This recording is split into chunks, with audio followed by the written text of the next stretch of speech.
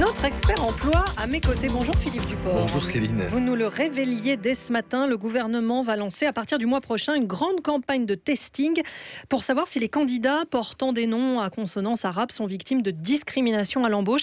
Un phénomène attesté par de nombreuses études, mais dont on va avoir une photographie exacte. Oui, c'est désormais certain, Céline, la grande campagne de testing qui avait été promise par Manuel Valls, d'abord en mai dernier, puis au mois d'octobre, est bel et bien lancée. Dès le début du mois d'avril, les premiers vrais faux CV vont être envoyés. Alors, deux candidatures similaires, même diplôme, même expérience professionnelle. Une petite différence, le patronyme. L'un d'entre eux sera à consonance arabe. Et on verra bien quel effet cela produit sur le recruteur. C'est la société ISM Quorum, habituée de ces campagnes, qui a remporté l'appel d'offres du gouvernement. Au total, entre 20 et 50, c'est encore un peu flou. 50 entreprises de plus de 1000 salariés seront testées. On sait que la campagne va durer 3 mois. Les entreprises resteront anonymes. Il ne s'agit pas de les pointer du doigt, mais les résultats chiffrés seront publiés en septembre. Bonjour Jean-Christophe Sibéras.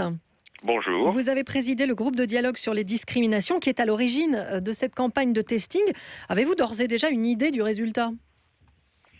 Écoutez, non, sinon on le ferait pas. Je pense que on sait qu'il y a des phénomènes qui sont à l'œuvre, mais je crois que jamais une campagne n'avait donné une photographie en vraie grandeur, avec des grandes entreprises variées, des secteurs variés, qui permettrait de donner une réalité qui soit une réalité la plus globale et la plus réaliste de la situation française. Tiens, vous parlez des entreprises, justement, comment elles ont été choisies, sur quels critères ?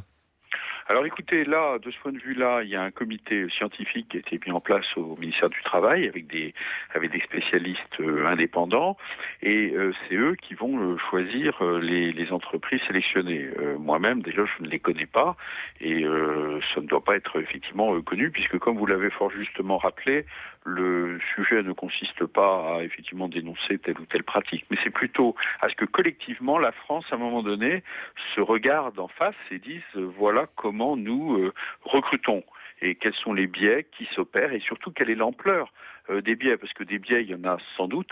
La question, ça va être quand même de savoir quelle est l'ampleur du problème. Non, vous ne voulez pas dénoncer, mais il y aura des sanctions quand même ou pas ? Ah non, pas du tout. Il n'y a pas du tout de sanction.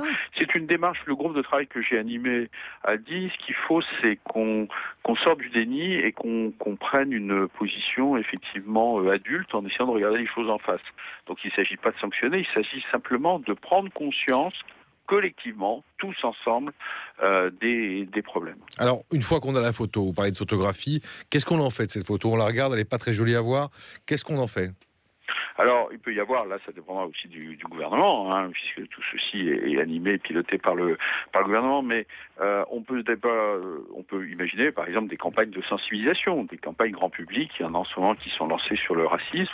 On peut avoir des campagnes qui sont liées au risque de la discrimination, puisque discrimination, ça veut dire qu'on écarte des candidats qui seraient peut-être très bons. Donc, il y a un côté il y a un peu de gâchis pour les entreprises en particulier, indépendamment, en plus, effectivement, de ce qui arrive aux salariés concernés, qui est particulièrement désagréable.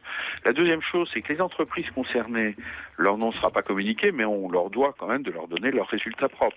Donc les entreprises auront, je pense, le bon réflexe. Le bon réflexe, c'est justement de se mettre au travail avec ce qu'a donné le testing qui aurait été opéré à l'égard de leur recrutement. Donc deuxième action, les entreprises se mettent au travail et disent tiens, qu'est-ce qui se passe en interne, on discute avec les managers ou les recruteurs, et on dit tiens, il y a des biais qui sont à l'œuvre. En général, d'ailleurs, qui ne sont pas toujours volontaires, même souvent qu'ils ne le sont pas, c'est plutôt des biais indirects. Voilà, essayons de voir comment on pourrait, ces biais, oui, on a des réflexes culturels, où on craint certaines origines, etc. Donc essayons déjà de prendre conscience, et je crois que dans cette affaire, c'est la pédagogie qui doit l'emporter.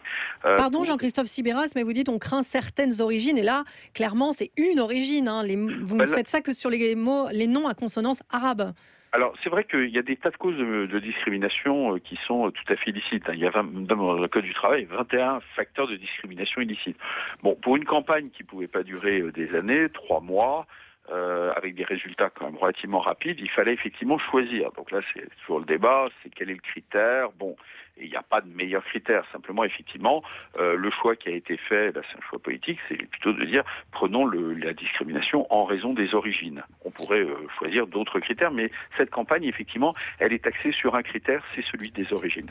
Merci beaucoup Jean-Christophe Sibéras d'avoir été avec nous en direct. Un dernier mot, Philippe. Oui, à noter que justement aujourd'hui, le défenseur des droits lance un appel à témoignages sur les difficultés que rencontrent les jeunes pour accéder au monde du travail. Les témoignages sont à poster sur le site du défenseur des droits, défenseurdesdroits.fr en un seul mot. Un lien qui sera disponible bien sûr sur franceinfo.fr à la page de On s'y emploie. À demain, Philippe Duport.